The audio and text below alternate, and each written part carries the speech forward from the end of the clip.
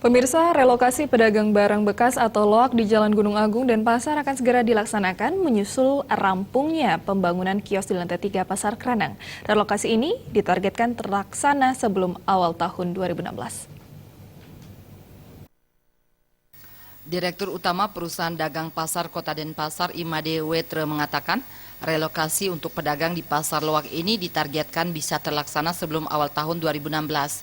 Pihaknya juga sudah berkoordinasi dengan para pedagang setempat dan pada prinsipnya semua pedagang sangat mendukung relokasi yang merupakan program Pemkot Denpasar tersebut.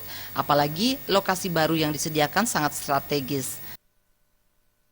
Sebagaimana program pemerintah Kota Denpasar untuk penataan Pasar Impres Gunung Agung, Pasar Loak Gunung Agung, sudah kita memasuki tahap yang terakhir sekarang ya, yaitu tahap pemindahan atau relokasi para pedagang seperti itu. Pasar Loaknya yang menjual barang-barang bekas itu kurang lebih 143 pedagang.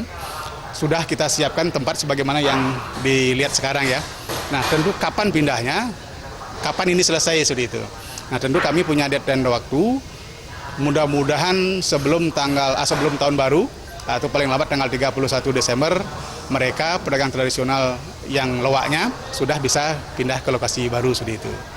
Relokasi ini tentunya merupakan angin segar bagi masyarakat yang sering melewati jalur Jalan Gunung Agung, mengingat jalan ini sudah sangat padat lalu lintas dan banyak terdapat sekolah. Apalagi Pasar Impres yang berada di sebelah barat Pasar Loak tersebut sudah direlokasi lebih awal ke Pasar Gunung Agung Utara. Dengan disusulnya relokasi Pasar Loak, maka ancaman kemacetan di jalur tersebut bisa diminimalisir. Gargita dan Indra Wijaya.